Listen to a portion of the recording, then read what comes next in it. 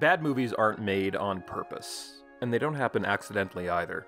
Large-scale studio films are the result of years of day-to-day decision-making that slowly add up to become a finished movie. Some of them are good, the decisions are additive, and all work towards a common goal. Some aren't. The Rise of Skywalker, by all accounts, is a bad movie. It has the lowest rating of any live-action Star Wars movie on Rotten Tomatoes, and is the second lowest on Metacritic. In both cases, its nearest neighbor is The Phantom Menace. But I don't think The Phantom Menace is a bad movie. To me, a bad movie is one that's compromised in some way and can't fully realize what it set out to do. Sometimes the compromise is internal. Tommy Wiseau's infamous film The Room was intended to be a serious story about the breakdown of a possibly autobiographical relationship from his point of view. The movie is certainly enjoyable, but the unintentional comedy is a result of Wiseau's inexperience and hubris, combining with a crew that knew what was happening, but for a variety of reasons weren't invested in fixing it. Other times, the compromise is external. Iron Man 2, which should have been a home run after the runaway success of the first movie, was rushed into production to capitalize on the still gestating MCU, using an unpolished script with studio-mandated tie-ins roughly bolted on. The Phantom Menace, on the other hand, seems to be more or less the movie George Lucas wanted to make when he started writing it in 1994. Lots of people disagree with what he decided to do with the movie, but the day-to-day choices all built towards something very specific and very purposeful. The Rise of Skywalker isn't purposeful. Themes are half-developed, characters are underwritten, and the plot only holds together long enough to get through the scene you're in, and then it hopes you forget it by the time you're on to the next one. I could go on for hours about the problems of the movie. Plenty of people have done it, and I'm gonna do it too. But I think it's more interesting to figure out why those problems are there to begin with. What day-to-day choices led to them? The Rise of Skywalker is the final installment of a multi-generational, multi-billion-dollar franchise with a near-religious reverence for even the most insignificant detail. Everyone working on it knew what it meant for the series, so what happened? The story of Episode 9 really began in 2014, about a week after The Force Awakens started filming, when the Lucasfilm Intellectual Property Development Group held a meeting to discuss the trajectory of their new film series. But this group isn't the Lucasfilm Story Group, which is responsible for maintaining continuity and plotting storylines like the Multimedia High Republic Publishing Initiative. The only people who had any experience actually writing for Star Wars were one-man Wikipedia Pablo Hidalgo and Dave Filoni, who at that point had 6 seasons of The Clone Wars under his belt and was in production on his first Disney series, Star Wars Rebels. Among the topics discussed at this meeting were the roles of Leia and Rey. Leia, they decided, should be instrumental in the redemption of Kylo Ren and would be a mentor to Rey. Rey herself was talked about as someone who wasn't a Skywalker by birth, but would be adopted by the family and would become one mythologically. The IPDG was keen about the idea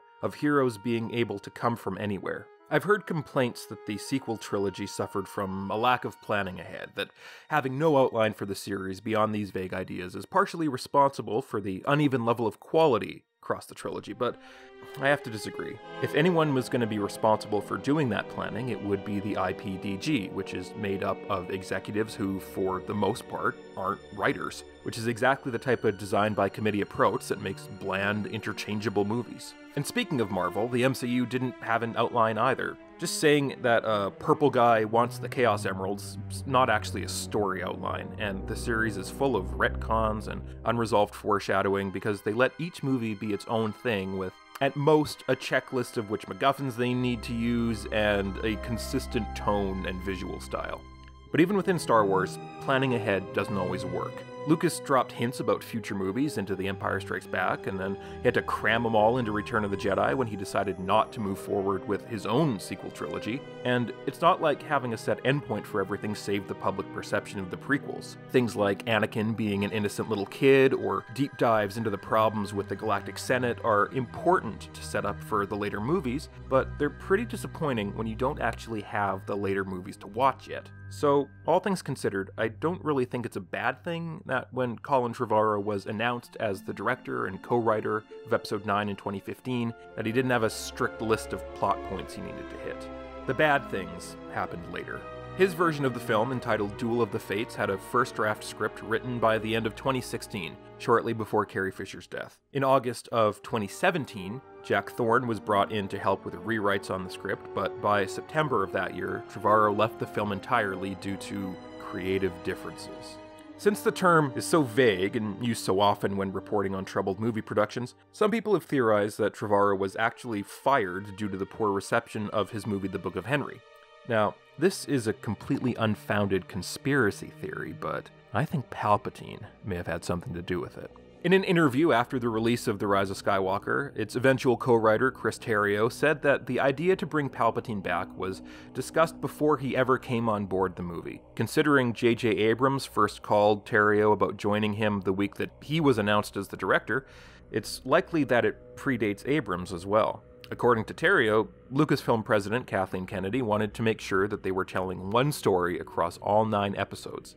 It's possible that with Rian Johnson killing Snoke in Episode 8, she wanted a villain for the final movie who would connect all 3 trilogies together, with Palpatine being the most obvious choice. In Trevorrow's script, Kylo Ren actually does encounter the late Emperor, albeit a hologram of him with only 3 lines of dialogue. In the script, Palpatine's recording is a contingency plan in case Luke actually manages to kill him on the Death Star. He orders Vader to take Luke to a remote star system to learn from a 7,000-year-old Sith Lord named Tor Valum, who instructed Palpatine's own master. When Kylo eventually encounters the ancient Sith, he asks Tor Valum if he trained Darth Plagueis. Tor Valum says the name means nothing to him.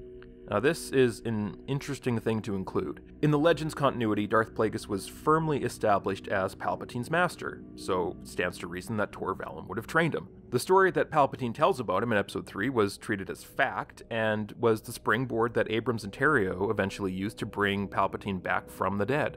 So when Trevorrow goes out of his way to deny Palpatine's connection to Plagueis, it seems like a deliberate choice. Especially since other elements from the original Palpatine resurrection story, like the Super Star Destroyer Eclipse, were heavily featured in Trevorrow's script. In his story, Palpatine cannot come back from the dead. On the surface, this version of Episode 9 includes exactly what Kathleen Kennedy or some other executive may have suggested. Palpatine appearing on screen, and the movie featuring a villain that ties the Sith from the rest of the saga back into the sequels. If Palpatine's return was a point of contention, it may have been one of the things that made Trevorrow leave the film, prompting J.J. Abrams to return as director in September of 2017.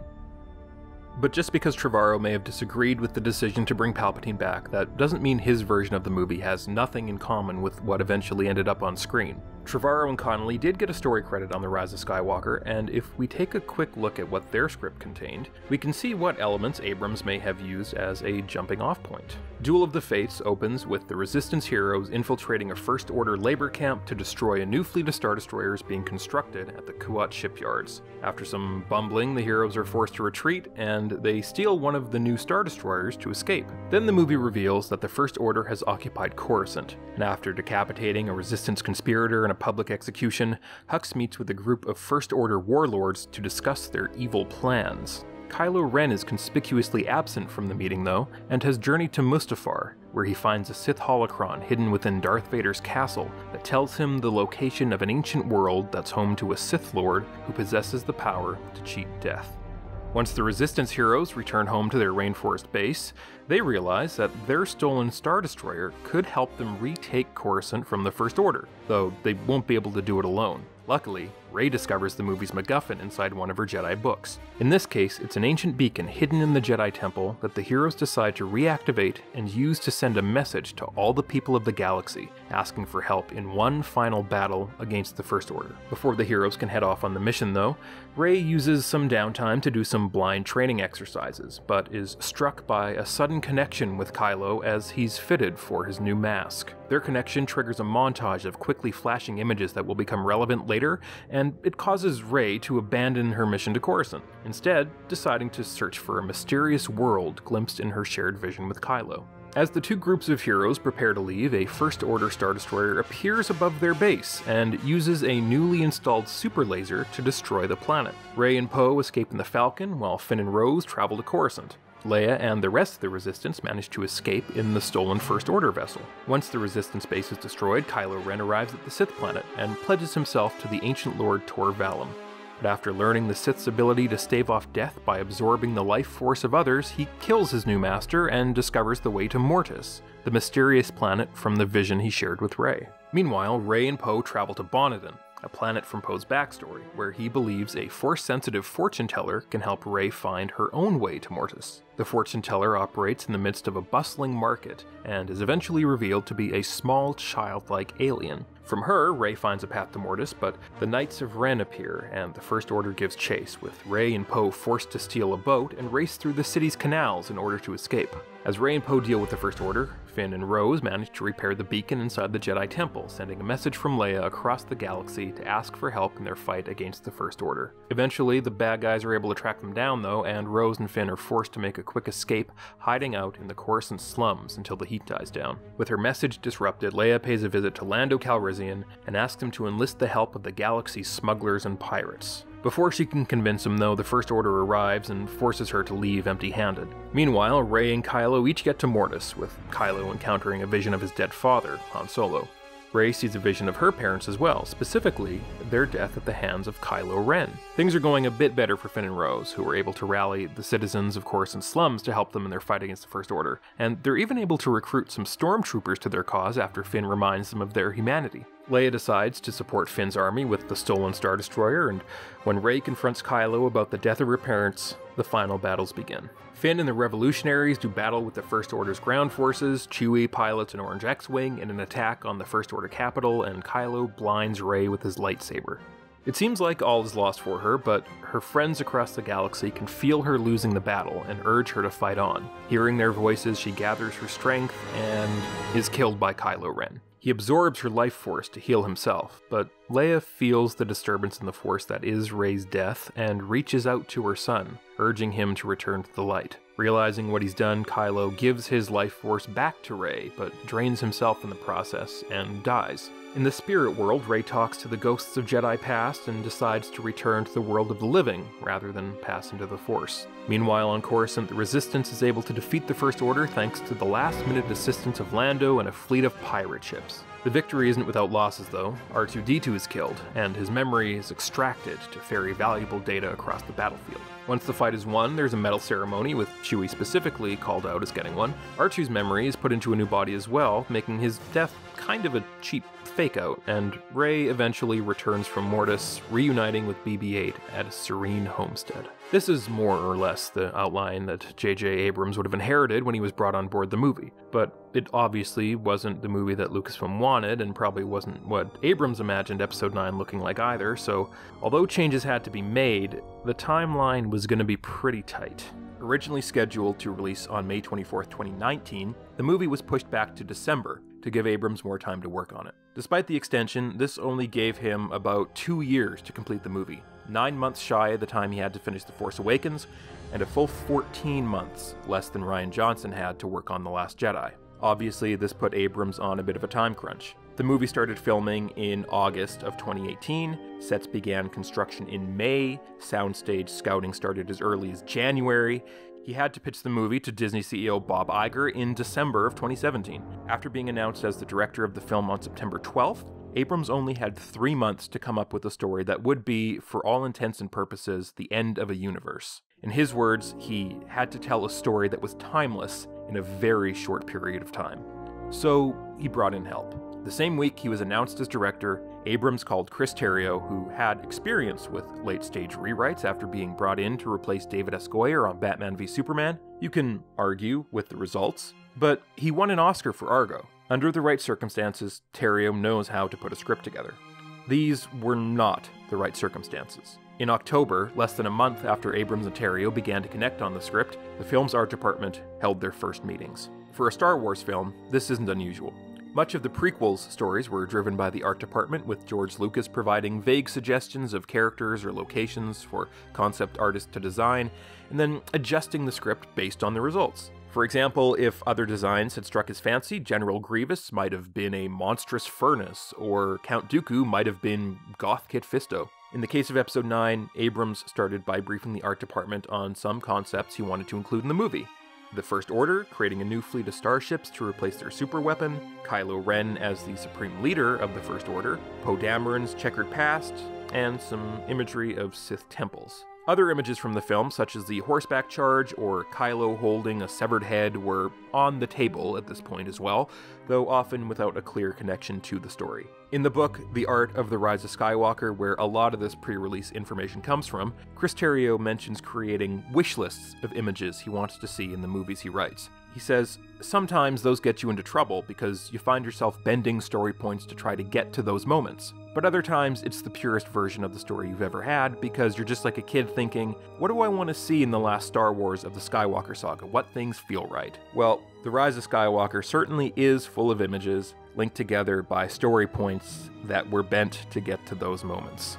But what was the story they wanted to tell? Obviously, the First Order has to be defeated, but how does that happen? Abrams and Terrio liked the idea of the First Order's primary export being trash. Anything broken or not useful was thrown away, including people. Tiny aliens not worth conscripting were forced to clean Star Destroyer engines. Anyone who couldn't cut it as a stormtrooper was sent to a hard labor camp where they would break down damaged ships and equipment that the First Order decided had failed them too. Abrams and Terrio wanted the First Order's garbage to be their downfall. The people who the First Order threw away would be the ones to defeat it. They knew what broke, why it broke, and could use that knowledge to win the war. This theme of the First Order being defeated by its own refuse was supposed to tie into Finn's character.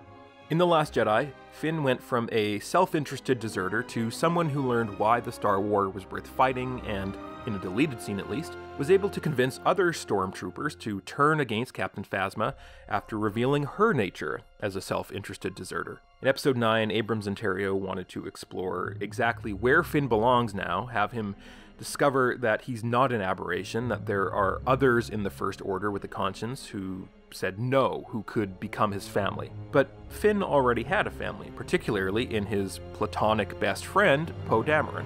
For Poe's arc in this movie, Abrams and Terrio looked at his reputation as the Resistance poster boy, and thought it would be interesting to give him a darker past as something like a bounty hunter or a smuggler. During the writing of this film, Abrams and Terrio had a post-it note on the wall that said, "You don't discover who you are, you create it." This idea would inform Poe's journey throughout the film, making him confront who he used to be and confirm who he had become. Rey's journey also includes this theme as well. In one of the more controversial decisions for the movie, Rey is revealed to be the granddaughter of Emperor Palpatine, seemingly contradicting Episode 8's revelation that her family history is irrelevant to the plot of the series. When they picked up the baton for Episode 9, Abrams and Terrio had to find a way to challenge Rey internally. Now that she knew where she stood and who she stood with, they wanted to test that. They wanted to build on her predilection for the dark side and challenge her relationship with her new family. Would they still love her if they knew she was the progeny of their greatest enemy? Would Rey still accept that she has to stand on her own if she found out she actually was a secret princess all along? As for why they had Rey specifically take the name Skywalker at the end of the movie instead of being content to stand as Rey, it seems to be a matter of semantics and technicality. In the 2014 Lucasfilm IPDG meeting, Pablo Hidalgo said, "I like the idea that she's going to be our Skywalker, but she's not a Skywalker. Then for our purposes, the Skywalker is really a metaphor. It doesn't have to be something that's directly connected to blood." So it seems that they're using Skywalker as a shorthand for protagonist, right? Well, maybe not. According to Rick Carter, their production designer for Episodes 7 and 9, the Episode 1 prophecy was that a Skywalker was somehow going to help balance the Force. Rian Johnson opened Star Wars up to the possibility that if Rey is not a Skywalker by blood, then being the mythological Skywalker is something that you can aspire to and achieve in your life. For the people working on the production of the sequel trilogy, Rey must be a Skywalker in some way if she's to be the hero. I'm not sure where this comes from. It's certainly never mentioned on screen in the prequels that a Skywalker specifically is going to be a chosen one, otherwise the Jedi would have known as soon as they found out Anakin's name. However this was decided, Rey taking the name Skywalker appears to at least partially be an attempt to close a continuity loophole that never existed in the first place. With their first ideas for the story starting to come into focus, Abrams and Terrio began to figure out what pieces of the movie needed to go where, what images they wanted to include, what story beats needed to happen. The movie began to take shape. Recognizable, but still somewhat distorted and constantly shifting. For example, the Stormtrooper Rebellion, that seemed like the natural endpoint for Finn's character. What would become Jannah and her group started out as Stormtrooper washouts, forced into hard labor on a junk planet. Since they'd been made to tear apart destroyed First Order ships and knew their weaknesses, they would be responsible for the film's MacGuffin, a device that the Resistance could exploit to shut down the entire First Order fleet. Jannah would also have been revealed as Finn's long-lost sister. Over the course of a few weeks, the concept of a junk planet would be replaced with the ruins of the second Death Star, an idea that was explored heavily during the development of The Force Awakens. Jannah and her crew would be transplanted to the Death Star ruins as well, but the removal of the First Order labor camp removed their connection to the MacGuffin, so they only remained in the story to allow Finn to lead some semblance of his long-awaited Stormtrooper rebellion and to provide the horses for the cavalry charge. Changes like this happened often. By the end of 2017, when Abrams had to pitch the movie to Bob Iger, it was an anagram of itself, featuring characters and locations recognizable from the final film, but shuffled around into different contexts. At this point, Star Wars Episode 9 looked something like this. Following the opening crawl, we pan down to a planet where we see two Jedi dueling in fencing gear, a flashback to Luke's training of Leia. After the flashback with Luke and Leia, the film returns to the present day, or as close as you can get, a long time ago in a galaxy far, far away, with Kylo Ren searching for a MacGuffin near Vader's castle on Mustafar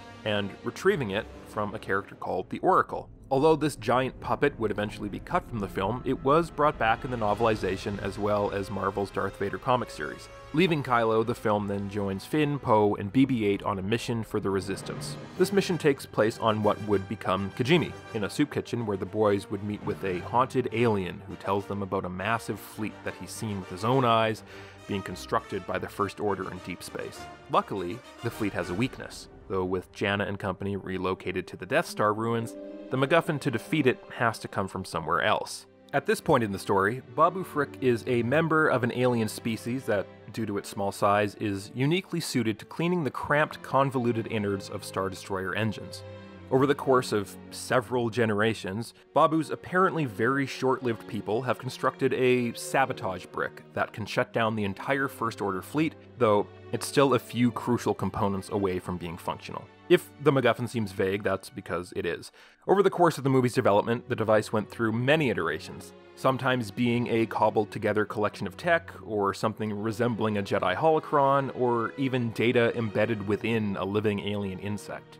Regardless of the form, the MacGuffin is brought back to the Resistance base, at this point nestled beneath the roots of an enormous tree, where Admiral Akbar's son and Rose are tasked with getting it to work. Even at this early stage, Rose doesn't get to go on the adventure. In Trevorrow's script, she accompanied Finn on a journey to Coruscant, but here she has to stay behind and build the sabotage device. Abrams pitched this version of the movie on the day of The Last Jedi's premiere, so fan backlash to the character likely had nothing to do with Rose's absence. Chris Terrio has said that Rose's role in the movie was reduced because Leia's was reduced. In order to anchor Carrie Fisher's reconstructed performance, they needed a principal character for her to interact with, and decided that Rose would fit the bill. Unfortunately, the scenes with Leia needed a high level of quality across the board, and most of the ones with Rose were cut, likely so the team could focus on the ones that were essential. It's a fair explanation, but considering how complete Rose's removal from the movie was, I kind of wonder if Leia was intentionally paired with someone that was thought to be expendable if they couldn't get the tech to work. So while Rose is grounded doing homework, Rey is introduced at the base as well, continuing her Jedi training under Leia as she does in the final film. Fleshing out her training is an encounter with a giant injured serpent that she heals with the Force. After reuniting with her friends, Rey identifies the missing component of the sabotage brick and leads the gang to Pasaana, where she knows someone who can help them complete the device, which is weird because how does Rey know anyone anywhere?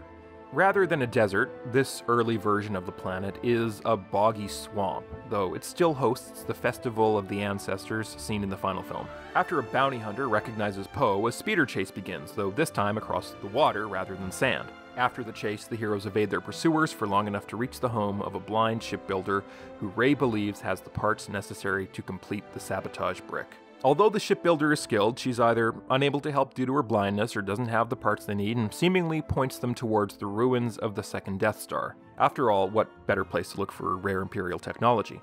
We also learn that the shipbuilder is an old confidant of Rey's who's made regular visits to Jakku during Rey's childhood to search for parts, but has now retired. What would evolve into the new character Dio is also introduced here as a pack of droids that follow the shipbuilder around like a herd of cats. As the night fog rolls in, the bounty hunters manage to catch up with the heroes and kidnap Poe. Since they left the Falcon behind during the chase, the shipbuilder donates her prized starship, the Spitfire, to the heroes, who then set off to rescue him. Obviously, the blind shipbuilder and her connection to Rey are absent from the finished film. Instead, as The Art of the Rise of Skywalker notes, the shipbuilder and Babu Frick's roles would combine, with Babu becoming the source of information needed for our protagonists to continue their quest, the Spitfire becoming Sith loyalist Ochi's freighter, another vessel that once journeyed to Jakku.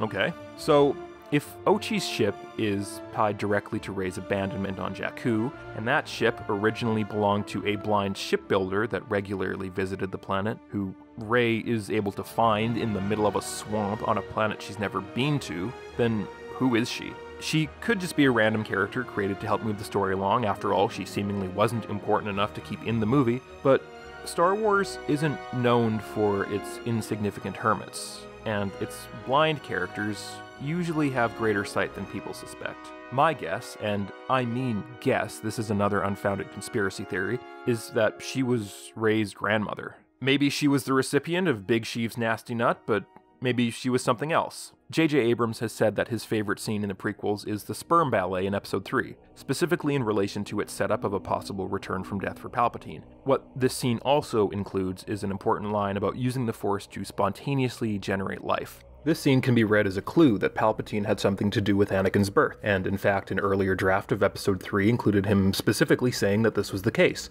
The sperm ballet scene was added at the last minute while filming to make the revelation more vague. So, if we take the implication of the scene as fact, then it's not out of the question that Palpatine would try this again at some point, especially after Vader's accident. But, like the first time, the result of Palpatine's dark ritual is unknown to him. He doesn't know that a shipbuilder halfway across the galaxy has suddenly found herself with child, and by the time he finds out, he's already dead. So, without the Jedi, and with the Sith occupied running the galaxy, Palpatine's offspring is never discovered, and grows up to be, as Rey correctly realizes, nobody. A filthy junk trader who sold a child for drinking money and died in a pauper's grave. Eventually, Grandma finds out and comes to Jakku to save the child, but Unkar Plutt isn't just going to give away a promising young scavenger. And besides, what price could she even afford? She's just a shipbuilder, and the Blobfish has plenty of ships, even has the Millennium Falcon up on cinder blocks in the lot. So, all she can do is leave, Rey screaming at her to come back as her ship disappears into the sky.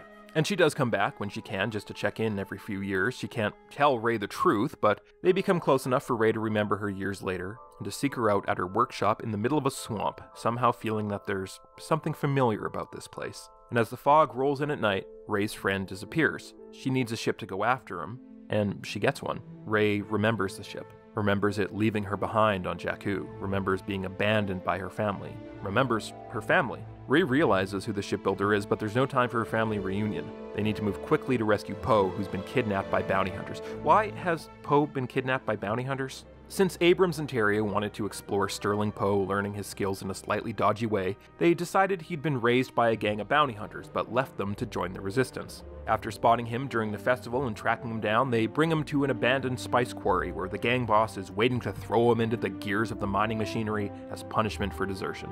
As Rey and Finn mount a rescue, Poe tries to reason with the bounty hunters and convince them to join the resistance. At this point in development, the leader of the gang is some sort of huge creature, but Poe may still try to kiss him. As Poe deals with the gangsters, Kylo Ren shows up at the shipbuilder's house, looking for Rey. Kylo's plotline in this draft is similar to the finished film, since he's one of the few characters whose journey was established from the outset of the trilogy, but primarily differs in setting. After retrieving his MacGuffin from the Oracle, Kylo kills the puppet, gets his helmet repaired, and returns to his Star Destroyer, throwing the Oracle's severed head onto a table of assembled First Order warlords. Like in the final film, this likely has to do with Kylo's discovery of Palpatine's survival. And when Kylo returns to his quarters, Vader's burned helmet disintegrates, potentially a result of Kylo's interaction with the Oracle.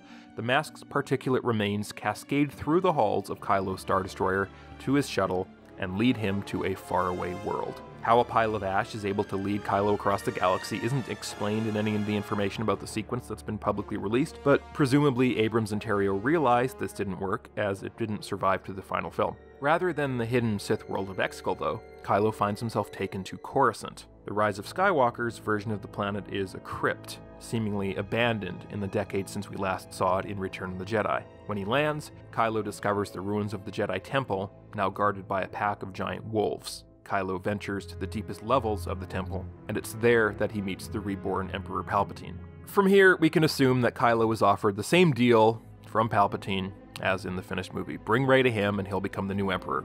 The offer wouldn't be punctuated by the reveal of the Final Order's fleet of starships rising from beneath the ground, though.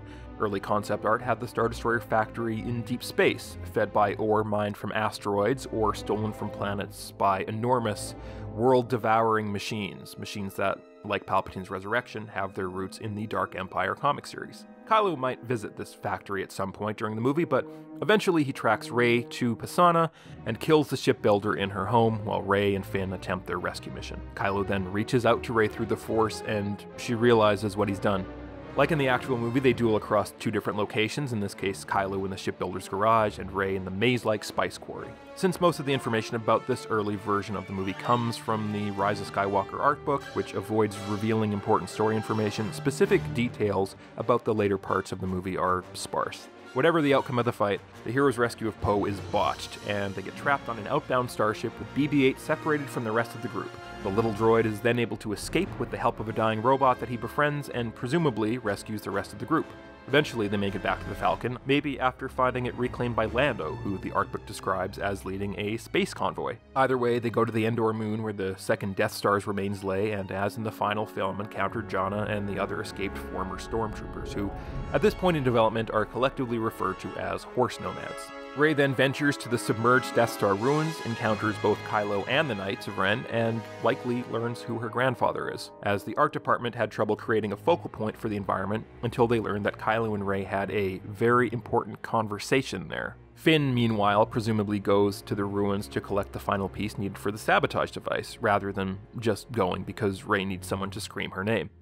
Again, much of the second half of the film story in this draft is vague, but it seems that Rey and Kylo do eventually end up on Coruscant to deal with Palpatine, while the Resistance, Lando's convoy, the Horse Nomads, and even the Bounty Hunters battle the First Order fleet, with the horseback charge leading directly to Finn crashing through a Star Destroyer bridge window to deploy the sabotage brick and end the battle. A key difference in this version is that the Citizens fleet apparently joined the Resistance before the battle began, rather than being a surprise rescue partway through. Rey and Kylo's fight against Palpatine in the depths of Coruscant is also probably similar to the final film, though it seems to be different in a few ways. Palpatine's rejuvenation may have been more extreme, allowing him to take a more active hand in the fight. This fuzzy, out-of-focus concept art appears to show Palpatine changing to or from a much younger face. Matt Smith is rumored to have been hired to play the restored Emperor, with admittedly potentially fake set leaks claiming that one of his sequences overlapped with Ian McDiarmid, probably the transformation. European Disney sites even briefly listed him as part of the cast in 2019. Palpatine's actual defeat may have been different too. Pre-release leaks maintained that rather than the voices of past Jedi assisting Rey in her fight against the Emperor, Luke and Leia's spirits appeared instead. This isn't the first time this idea would appear in Star Wars. The rough draft of Return of the Jedi had Yoda and Obi-Wan appear to help Luke battle the Emperor in his throne room beneath the Imperial Palace, which, in the Disney continuity, is what the Jedi Temple became after the prequels.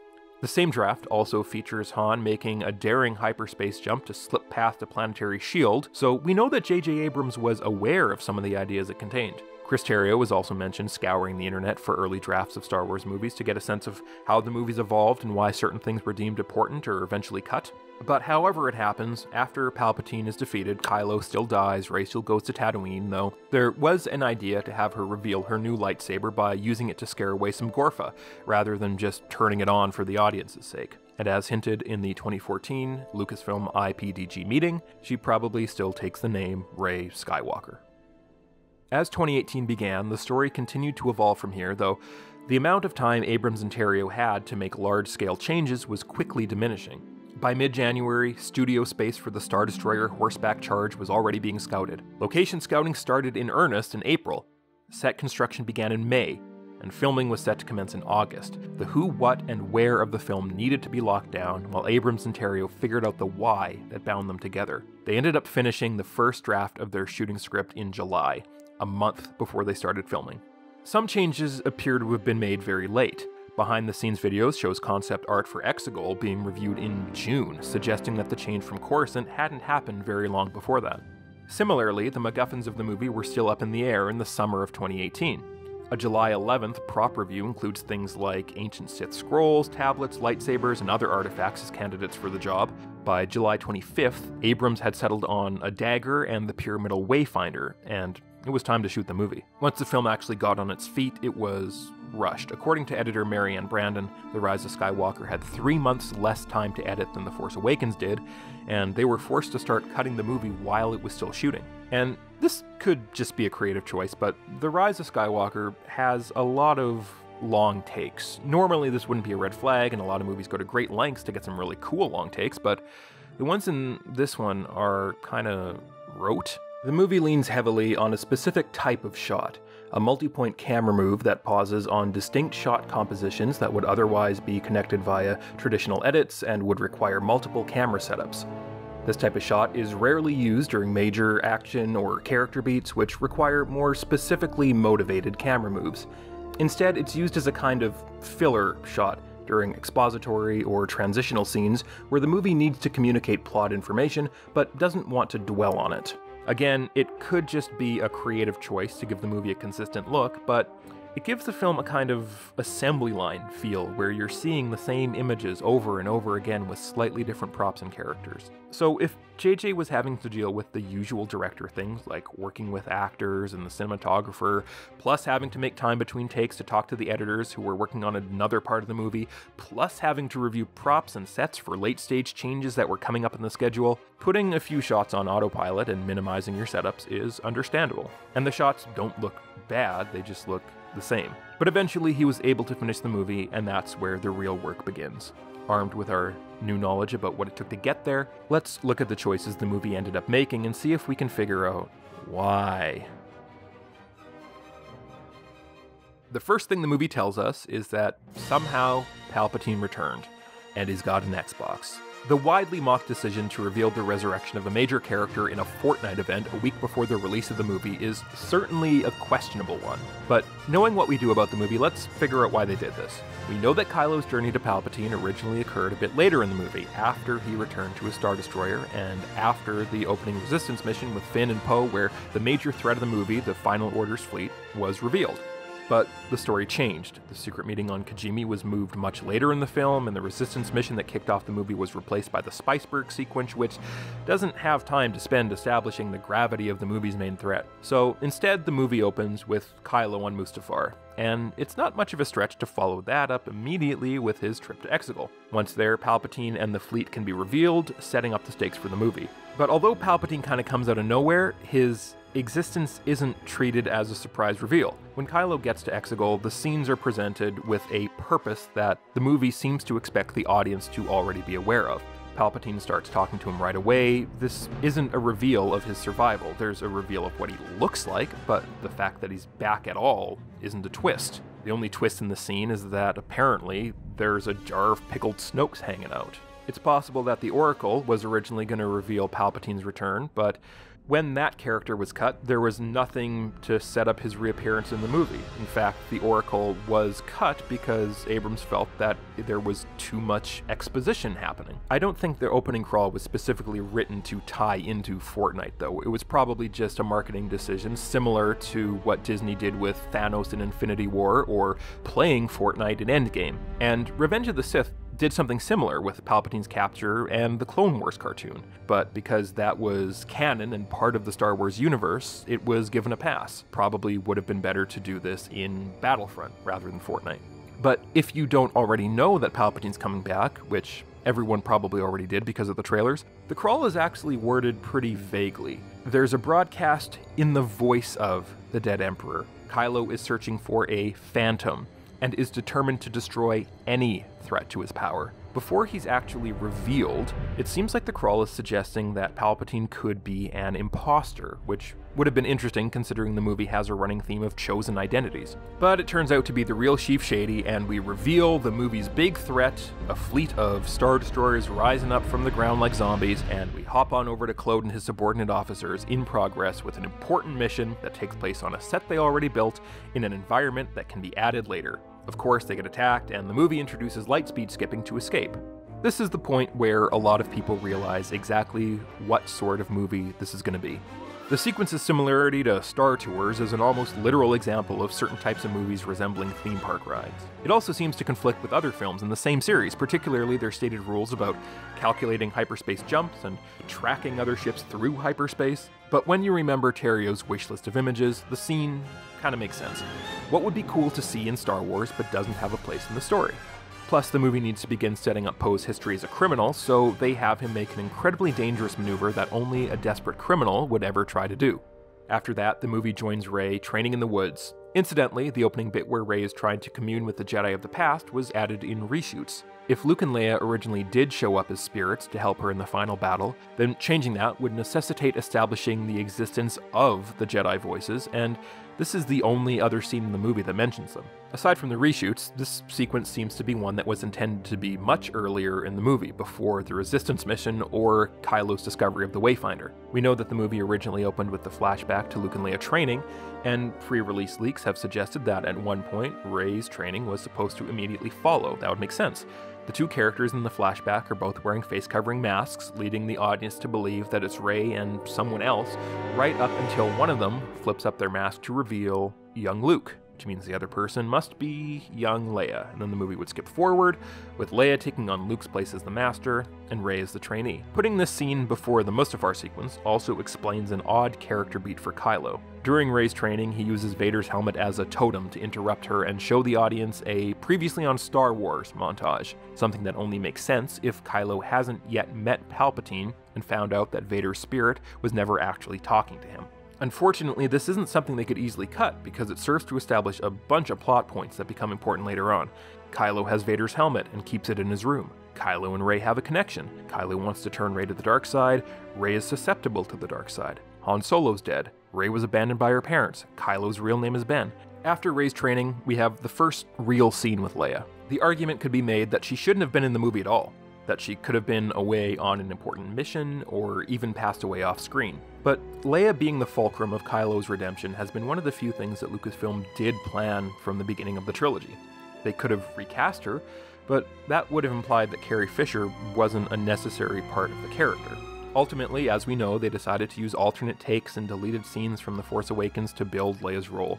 It meant that they were limited in what they could do with the character, but at least it meant she was still Carrie. And speaking of Leia, the movie also brings back her ship, the Tantive 4. It was actually production designer Kevin Jenkins' suggestion to make it the focal point of the Resistance base. For the last movie of the series, he didn't want the Resistance HQ to be something that didn't have any meaning for anyone, and since the Resistance had been reduced to a handful of people at the end of The Last Jedi, he had the idea that they could be operating out of a single starship. They also wanted to take the opportunity to pay tribute to Carrie and Leia by bringing back her old ship, using it as a way to tie the last film made in the series back to the first. Does it make sense that the ship would still be around 40 years after it was captured by an Imperial Star Destroyer? Probably not.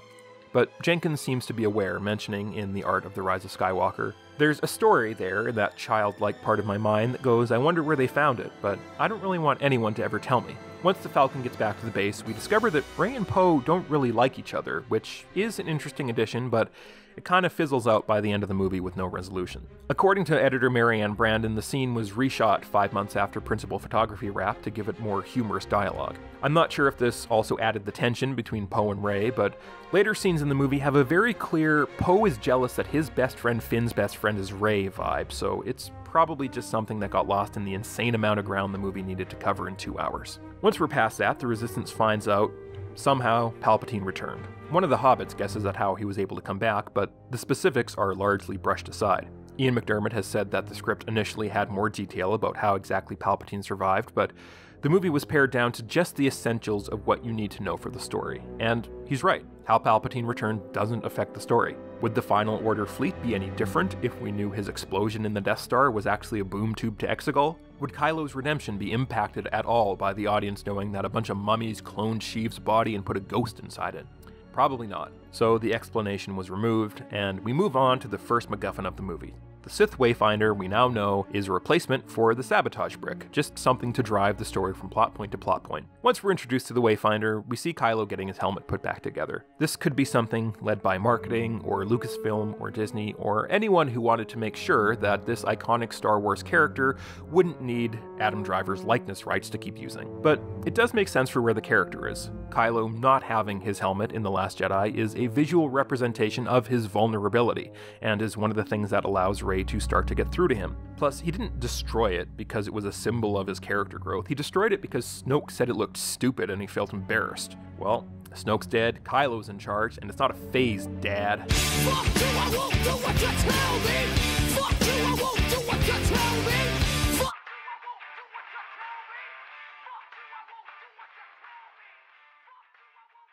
After this, we get the decapitated head Abrams and Terrio wanted to include, and touch again on the First Order spy subplot. This seems to be what Abrams and Terrio wanted to do with Hux's character from early on, but with everything else in the movie, there isn't really time to explore it.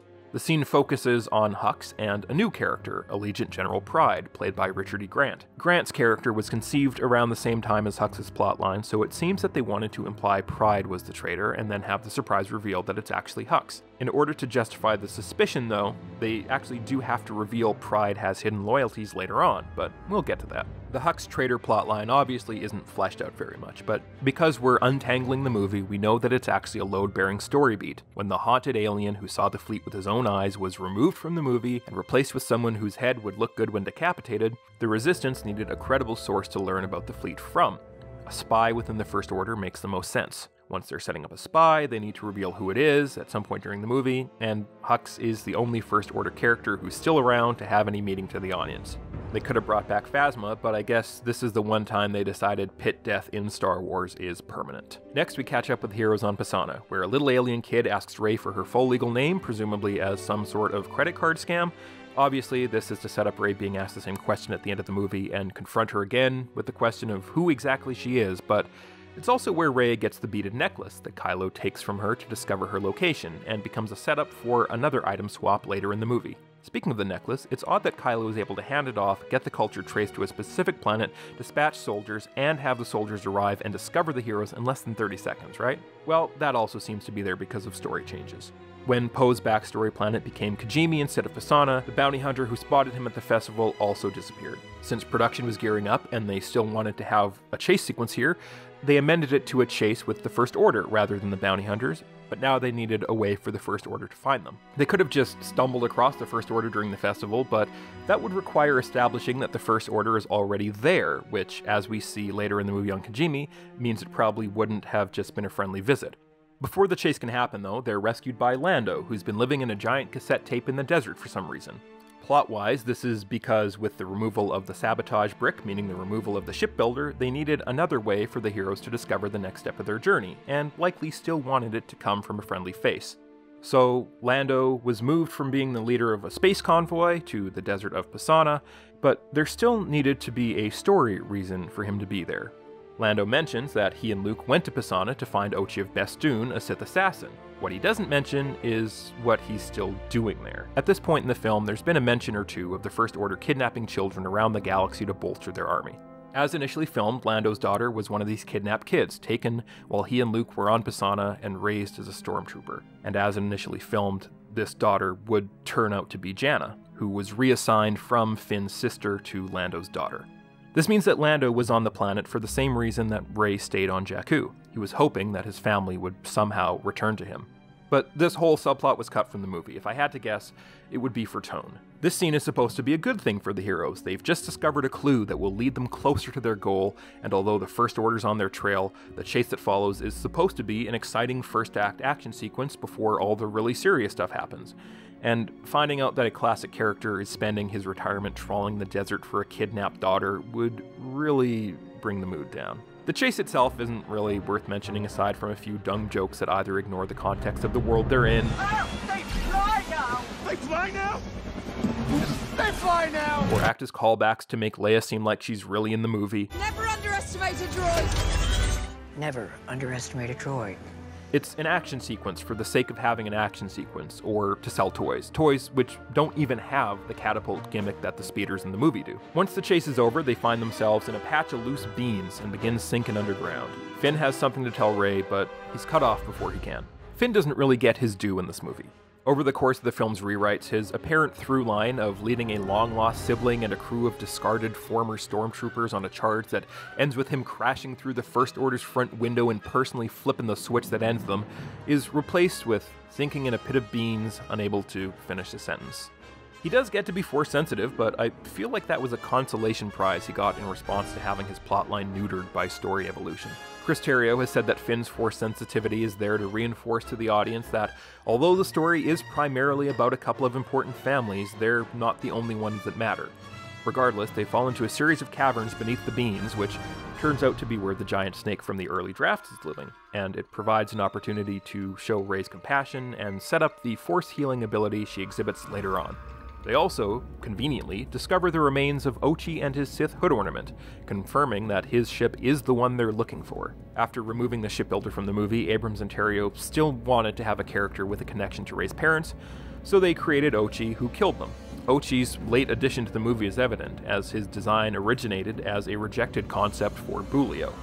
And the coincidences keep rolling as BB-8 finds Ochi's dagger, which is the MacGuffin for the next part of the movie, and it has an inscription on it that will supposedly lead them to the Wayfinder that will lead them to Exegol. Unfortunately, while it's fine for 3PO to translate the inscription, it's illegal for him to repeat it, since it's in the ancient Sith language. Lucky for them, there's someone on Kijimi who can give 3PO a factory reset that will flush all the Old Republic laws out of his system. This is one of the more contrived story beats of the movie, and it primarily exists as a reason to go to Kijimi, which had been removed from the start of the movie to become the location of Poe's subplot after it was moved from Pasaana. Before they can go there, though, Rey has a brief encounter with Kylo that really seems like it's one of Terrio and Abrams' wishlist images, and it doesn't really contribute much aside from setting up the shuttle tug-of-war after Chewie is captured.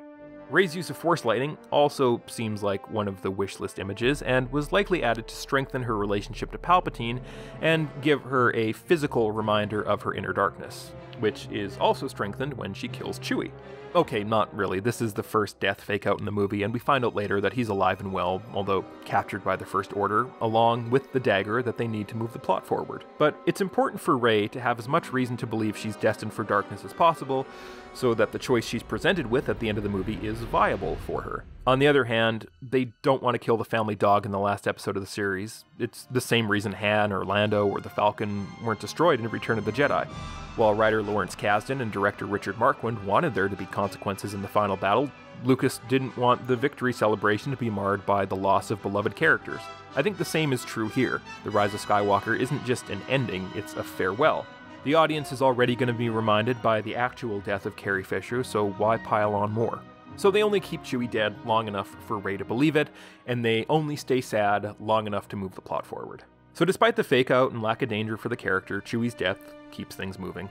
The group needs a reason to go to the expensive Kijimi set the production had built, and with Chewie gone, the only way to get the information from the dagger is to pull it out of 3PO's head via a puppet who happens to live on the expensive Kijimi set.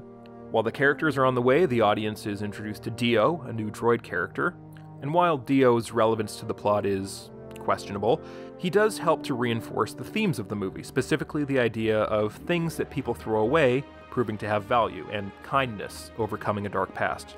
The character was partially inspired by Chris Terrio's own dog, who was a rescue from a previously abusive owner. Once they get to Kijimi, Poe and the others are confronted by Zori Bliss, whose spice-running gang replaced the bounty hunters from the early drafts of the movie. The change of the gang's leader from a giant creature to a Power Ranger was likely made when the gang became less confrontational. Without Poe's kidnapping, the audience doesn't really need to fear the gang, so the character became someone that Poe could more easily interact with, and it's easier to imagine him having a history with a human being than a rubber creature. Zori's outfit was also designed to reinforce this. They wanted the character to harken back to Boba Fett as a cool, charismatic character who never removed their mask, but Abrams was concerned that people might mistake her for a droid, so any excess armor or tech in her outfit was removed to make sure that it was obviously a human being under there.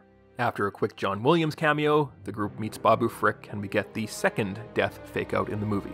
Like Chewie's death, C-3PO's memory wipe is there to help along a character arc. In this case, it's actually 3PO's. For 40 years, he's been the ultimate coward of the saga, so having him make a conscious choice to face death gives him some development. The character had also been sidelined for much of the trilogy, so Abrams and Terrio saw this as an opportunity to make him part of the adventure again. When the factory reset happens, the character voiced by the director helpfully reminds the audience that the scene is sad. But 3PO's actual death is played for laughs. I just had an idea. There's something else we could try. Oh, boy. It's a little ghoulish if the audience believes he's actually gone forever, but I'm guessing the filmmakers thought adding some levity before going into the heavier scene with Poe and Zori was needed to help balance the tone of the movie. The movie also introduces a First Order Captain's Medallion, which is pretty clearly just a plot device that will allow the characters to get to the Star Destroyer set to rescue Chewie. Zori also tries to get Poe to abandon the Star War, but Poe refuses. This is actually the end of his arc in the movie, and in the entire series. Poe's confrontation with his past is resolved when the person who most exemplifies it supports the person he's become.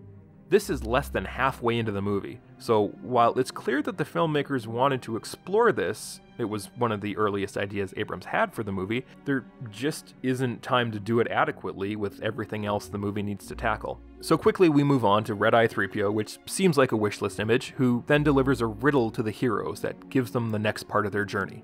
Before they can go there, though, Rey senses that Chewie's alive, giving them the motivation to head to the Star Destroyer set, while Kylo comes to the surface, which allows the movie to have a long-distance lightsaber duel between him and Rey. The ease with which the group dispatches the stormtroopers they encounter really reinforces how liminal this sequence is. The movie wants the characters to get to certain places in order to move the story along, but it isn't overly concerned with how they get there. Even Rey's retrieval of the dagger is only motivated within the movie by giving her a vague sense that it's important to the plot. The dagger's on this ship. We need it. Why? A feeling. After rescuing Chewie, Poe gets shot in the arm, which allows the heroes to stop for long enough to get captured by the First Order. Meanwhile, Rey and Kylo fight. The concept of this battle, a long-distance lightsaber duel, is something that we know was in the movie from early on, as an image the filmmakers wanted to include, but there's not really any story reason why Kylo and Rey couldn't be in the same place, except for reinforcing the lightsaber handoff later on. Kylo even ends the fight prematurely so he can come talk to her in person. The sequence aboard the Star Destroyer is also where we get the resolution of the First Order spy plotline. Again, this is less than halfway through the movie.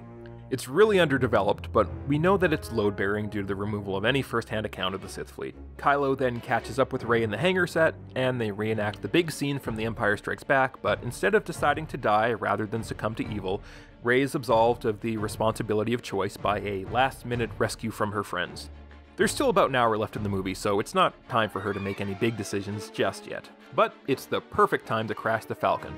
This is the second time Abrams has done this, which makes it feel like an, sure, justification for Rey to have to take a boat across to the Death Star ruins. Abrams and Terrio seem to really want a boat in the movie somewhere, first on Kijimi, then Pasaana, and finally here. And in order to get to the next set piece, Rey needs to stand in the exact right spot on the planet for the notches in the dagger to line up with the seemingly erosion-proof Death Star wreckage and pull a little pointer out that tells her to go to the Emperor's throne room. This is quite stupid for a number of reasons, but we know the dagger was a relatively late decision in the movie's production. That doesn't really excuse it, but Abrams and Terrio were looking for something that would allow Sith cultists to pass information to each other covertly, and an assassin's dagger is pretty on brand. Plus, the addition of making it a weapon that personally affects Rey also kind of makes sense from a story perspective. Plus, if you spent months trying to figure out a clever way to point the heroes on the next stage of a quest that's already a MacGuffin daisy chain, something like this is probably the best of a quickly depleting well of ideas. Before the audience has any real time to question the dagger, Jannah and her horse nomads show up, claiming they got a DM from Babu Frick saying Poe and his buddies are cool. Why would Babu Frick think to send a message to an otherwise uninhabited moon? Why would the nomads trust the word of a black market droidsmith who exclusively works with spice smugglers? None of this is explained. The truth is that the movie needed to keep moving and can't spend too much time with the two groups at odds with each other. Since the nomads are no longer First Order work slaves, there's no built-in reason to see them sympathetically. But Babu Frick is a cute puppet the audience likes, so if he likes them, then so should the protagonists, and so should the audience.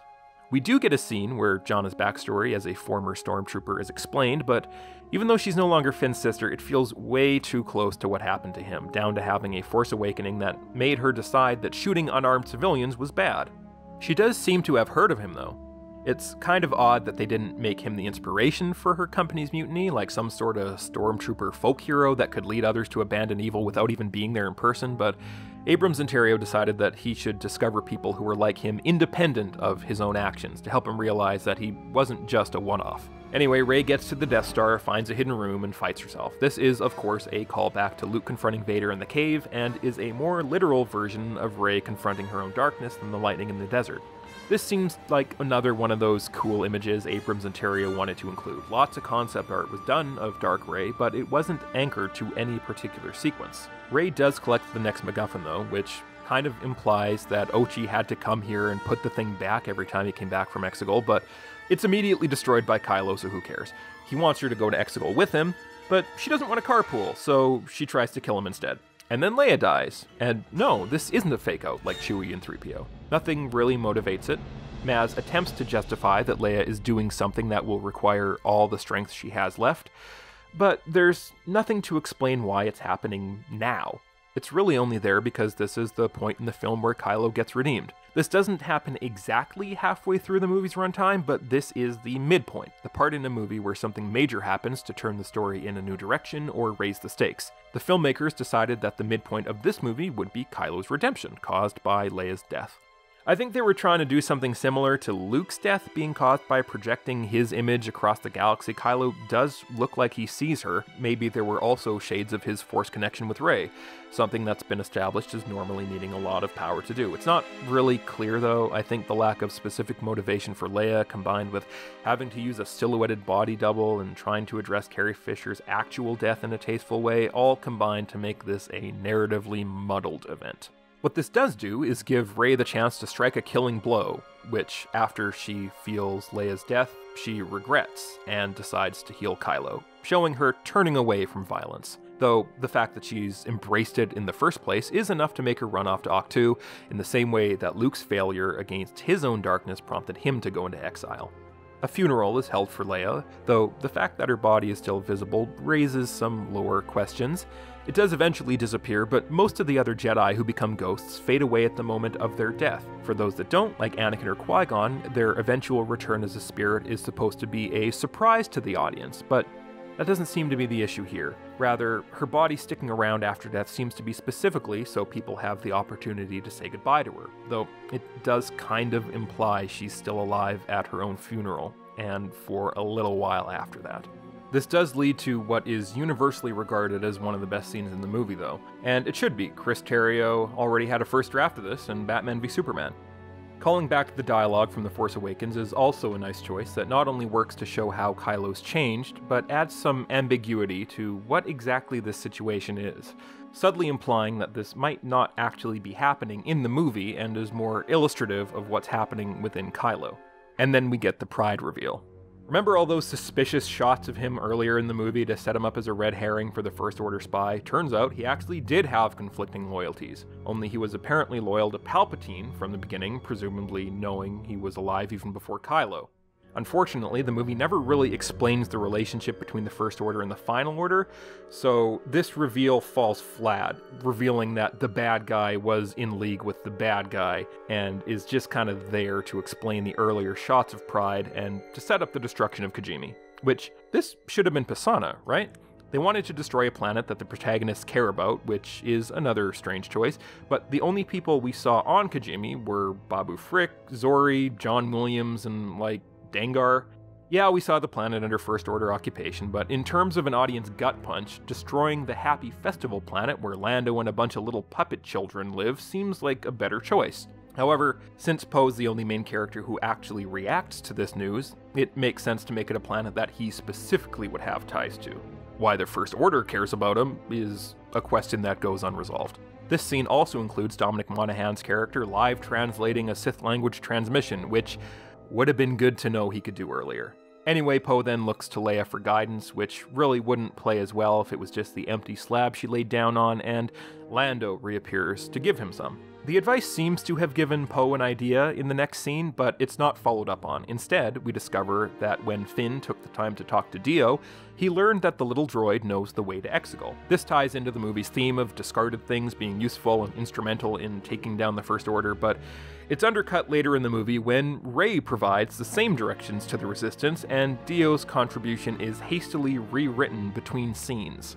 Speaking of Rey, she's gone back to Luke's island, seemingly for good, and is ready to throw away her life as a Jedi. People have cited this as one of the big things in the movie that seems like a pointed comment towards The Last Jedi, but according to Abrams and Terrio, the intention of the scene was to show that Luke had grown past who he was at the start of that movie, and had accepted the importance of having the Jedi in the galaxy, which is true. By the end of The Last Jedi, he's taken up the very sword he threw away earlier, and has embraced the importance of both his own legacy and the Jedi as a whole. The scene that follows, if you couldn't tell from the wig, is from reshoots that happened months after principal photography ended. A version of this scene likely already existed, but the specific things mentioned here are revisions to the script that was originally filmed. Since the dialogue largely revolves around Rey's relationship to Palpatine, it's possible that the original version of this scene didn't address it. Daisy Ridley has mentioned that the idea of Rey being the Emperor's granddaughter was something that was still in flux during filming, so it would make sense if the movie was shot in a way that would allow them to remove it if they wanted to, and strengthen it with reshoots if they decided to keep it in. Rey then picks up Leia's saber, and we see the flashback that was once the opening of the movie. This means that Luke's voiceover is also likely a later addition. His dialogue in the hut at least seems to be redubbed or a different take from the version that's in the movie's teaser. 1,000 generations live in you now, but this is your fight.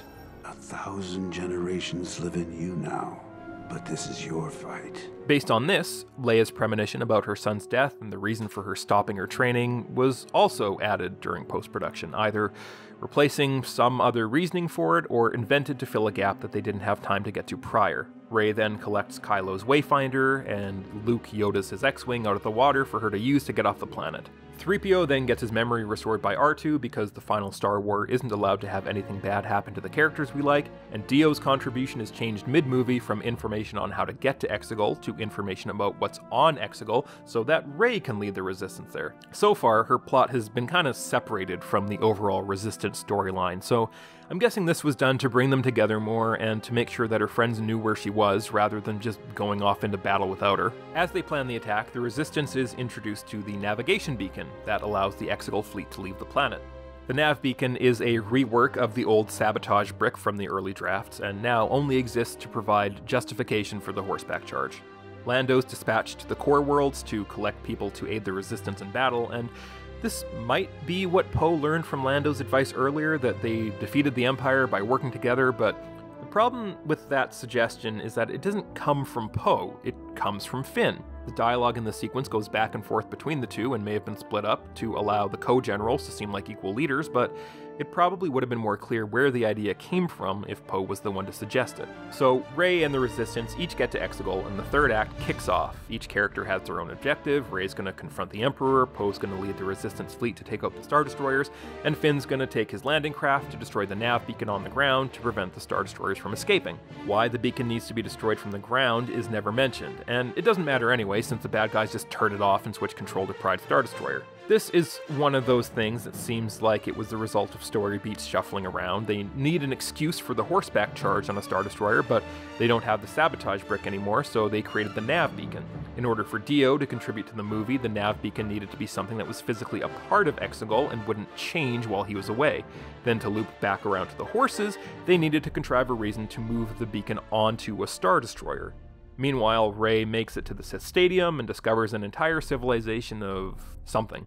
Maybe they're left over from when the sequence was set on Coruscant. It makes more sense for that planet's inhabitants to have been corrupted by Palpatine's presence than to have an entire civilization appear out of nowhere on a dead planet as part of a cult that pretty explicitly is only supposed to have 2 members. That being said, the reveal that Sheev is just a single Sith spirit that has jumped from body to body for thousands of years is an addition that I kinda like. For one thing, Sheev's goading of Luke to kill him on the Death Star makes a bit more sense if he was expecting to hop into his lithe Chanel boot-wearing body afterwards. It also adds a bit more poison to the Sith rule of 2 philosophy. Traditionally, the idea is that when a Sith apprentice becomes strong enough, they'll kill their master and take their place, proving that they've progressed the Sith teachings in some way. With the wrinkle introduced by Abrams and Terrio, the apprentice thinks they're going to become the new Sith Lord, and their betrayal of their master only finds them being betrayed in turn. In terms of this story, though, the point is to make Rey choose whether she's going to embrace her bloodline, which is something that she's been after for the last 2 movies. In The Last Jedi, whether she admits it or not, Rey wants to find out that she's part of an important lineage that will define her place in the galaxy.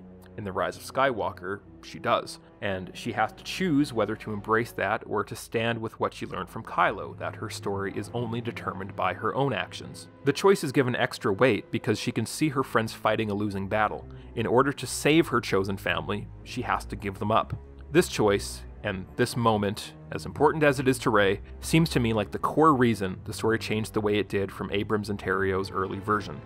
We know that Sheev was originally on Coruscant, and that Rey ended up there as well. The Final Order fleet, on the other hand, appears to have been at a factory in space, or at least somewhere else in the galaxy. So when Rey confronts Palpatine, how would he try to sway her to his side? By giving her the power to save the people she loves. It worked for Anakin, after all, and she needs to be the only one who can do it, or else the choice won't have any weight, which means getting rid of the original sabotage brick MacGuffin. Once that's decided, though, there's another problem. Even if intellectually we know that accepting his offer would give her the power to win the Star War, there's no immediacy to it, no connection to what's happening around her in the bowels of Coruscant. J.J. Abrams likes to make sure that when bad things happen, people can see them. Even if it doesn't make sense physically, the characters need to be able to witness what's happening for themselves. If the Resistance fleet is halfway across the galaxy and Rey can't see them losing the fight in person, then it's not as impactful for her. So Palpatine and the fleet need to be in the same place, and maybe finding that place could be what the heroes are trying to do instead of building the sabotage brick. The removal of the device also means there's no place for the shipbuilder, so she's out of the movie, along with potentially an explanation for how exactly Rey is descended from Sheev. And this has a knock-on effect. The movie's story dominoes begin to collapse. Rey alone needs to have the power to end the war, so there can be no sabotage brick. Without that MacGuffin, the Wayfinder, the knife, 3PO's memory, they all take its place to tie together the set pieces and provide a reason to include Babu Frick. With the shipbuilder removed, the Basana sequence is shortened, and Poe's backstory is moved to another planet. Now that Babu and Kijimi move to the second act, they need a new opening, so the Spiceberg sequence is invented, and the secret message from the spy places the aliens' first-hand account of the fleet, since now nobody's supposed to be able to even get there to see it. There are, of course, other problems that have nothing to do with this moment, but so much of the reordering of characters and locations seems to me to tie back to Rey's choice in this scene. I could be wrong, I'm probably wrong, but it's still interesting to consider how one small but vital character moment has the potential to tear apart an entire movie. But then Ben Solo shows up. He's not in the movie for very long, and he doesn't say very much, but that's by design.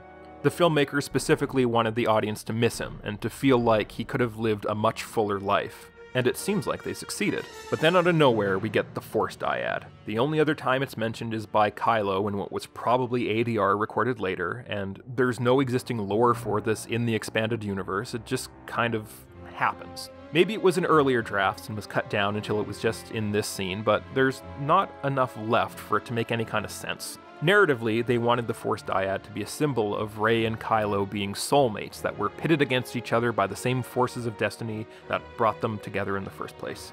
In terms of the plot, though, it only exists to allow Palpatine to achieve his final form, and I don't think the dyad was a necessary part of Rey and Kylo's relationship. They could have cut it and had Palpatine power up a different way. And as much as I dislike turning the Force into video game mechanics, draining someone's life to heal yourself is a staple power in things like KOTOR and the Jedi Knight series. Giving Palpatine that power is a no-brainer way to show how he's connected to Rey via healing, but in a dark and twisted manner. But either way, Big Sheev sucks him, and it seems like all is lost. The Resistance are losing their battle, Rey and Kylo have just been drained of life. End of movie. But then, Lando returns with an enormous fleet of civilian vessels. Abrams and Terrio took inspiration from the Battle of Dunkirk, and probably the movie of Dunkirk, and wanted to have the Resistance rescued by the people of the galaxy. As a side note, the reason Babu Frick is hastily composited into this shot is because Steven Spielberg allegedly attended a screening of the movie and asked what happened to Babu after his planet was destroyed. Everyone realized that a character might have had a non-fake-out death, so he was then added back into the movie here. And now that the audience can be reasonably certain that nobody important is going to be killed in the movie, Ben Solo is yeeted into a bottomless pit. Pit death is one of the surest signs that someone in a Star Wars movie is going to come back. All we have to do is wait. And while we're waiting for Ben to come back, Palpatine does the standard Hollywood big blue sky beam, which makes all the Republic ships start falling out of the sky. Defeated, Rey reaches out to the Jedi of the past and they give her a pep talk to help her get back up. Since we know that the only other scene where Rey mentions these voices was from reshoots, it's likely that her call for them to be with her was originally referencing something else, rumored to be Luke and Leia. Whatever the original method of defeating Palpatine was, the thing they eventually went with was just blowing him up again. It's not great, and it's the kind of thing he's come back from before, but it's big and bright and loud, so it works as a finale to a generic 21st century action movie. Finn and Janna eventually manage to destroy the nav beacon as well by shooting it with a big gun. I guess it kinda ties into the theme of the First Order being self-defeating, but any setup for this being the case is lost in the clutter. After being rescued, Finn senses Rey's plot armor has expired now that she's beaten the final boss, but luckily, pit death remains inconsequential, so Ben returns to heal her and then dies himself after getting a big ol' smooch. This is kind of weird, but the same thing happened in Trevorrow's draft, where it's a bit more specific about life force being a finite resource that's moved from Ben to Rey rather than just a generic force heal power. I don't know why she doesn't take a little bit back. Anyway, people start celebrating the end of the Star War, Leia and Ben's bodies disappear, and we see people all over the galaxy fighting against the First Order. This is clearly a callback to the montage at the end of Return of the Jedi, but apparently it was a last-minute addition. This almost explains the Holdo maneuver over Endor as well. An earlier line in the movie says it's a 1 in a million shot, but if this sequence was added months after shooting, they may have just forgotten in the rush to add some visually distinct ways to destroy starships near some familiar locations. And speaking of callbacks, Chewie finally gets a medal, which he's ecstatic about. This is bizarre because it implies that not getting one in A New Hope was some kind of intentional slight against him that he's been upset about for 40 years. It also raises questions about whether Maz is a grave robber, since it appears to be the same medal that Leia was holding at the end. Well, fear not, it turns out that this medal wasn't Han's that then went to Leia after his death. It actually belonged to Luke, and Han stole it from him to pay his tab at Maz's bar. Meanwhile, Lando finally reunites with his daughter, or maybe just a stranger, or Finn's sister. In all the rewrites, it's hard to tell, but they needed to give these characters some kind of closure, and the scene is vague, so they kept it in. Unfortunately, it's so vague that a lot of people apparently read it as Lando hitting on her. And as we close the movie, Rey steals Chewie's ship and Poe's droid, and buries Luke and Leia's lightsabers for all eternity at the one place Luke couldn't wait to get away from, in the one material that the guy who built it couldn't stand. This scene is one of those things that exists entirely for the audience. It's designed to tie the end of the adventure back to the beginning, which is really only the beginning if you're talking about the real-world timeline of the series. Also, I kind of think Rey's yellow lightsaber is a callback to the yellow lightsabers in a lot of early Star Wars merchandise, but it probably just represents her forging a new path that's different from what came before. And finally, to set up the closing moment of the movie, an old lady appears out of nowhere to ask Rey her full legal name, presumably as part of a credit card scam. Only this time, she's decided to take the name of her found family, who took her in despite where she came from originally. Does it work? Absolutely not. The movie spent so much time establishing the new Rey Palpatine stuff and trying to juggle all the other characters that the found family theme ended up buried. And that's really a lot of the movie. A bunch of ideas and themes and images that never got the chance to develop the way anyone would have liked. But again, bad movies don't happen on purpose. There's a million different things that could go wrong, and on a movie this big and this rushed and this important to fans, it's nearly impossible for it not to.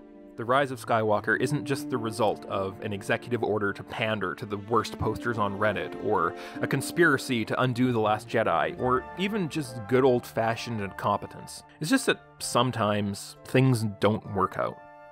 Now, I didn't work on The Rise of Skywalker, but I've worked on similar movies over the years, some of them good, some of them not so good, but all of them represent months or years of hard work from hundreds or thousands of people that's compressed into just a couple of hours. Decisions that happen slowly over the course of weeks flash by in an instant.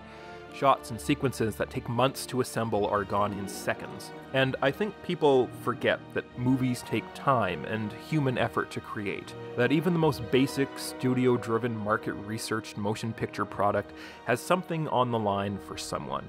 I'm not saying if you don't like it, you do better, or even suggesting that it's okay that it's bad because they tried real hard, but it's easy to look at something that's broken, say that it's broken, and just throw it away. What I think is more valuable is to try to figure out why it broke in the first place, to understand how it was supposed to work, so that maybe someone else can build one that does next time. The movie was supposed to be about finding value in discarded things and using them to do better than those who came before. It may not have gotten the chance to tell that story in life, but maybe in death, it still can.